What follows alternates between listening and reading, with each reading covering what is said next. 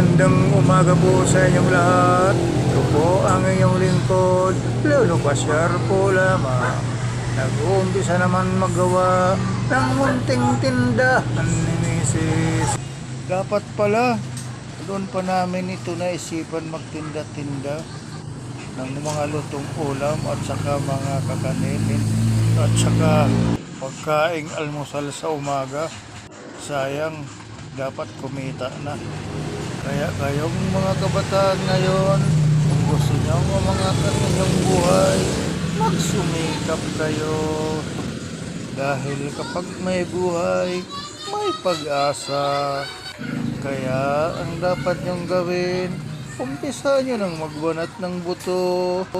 Dahil kapag may tiyaga, may ginhawa. Kapag may ginhawa, angat ang buhay. Hanggang dito na lamang po ang inyong lingkod.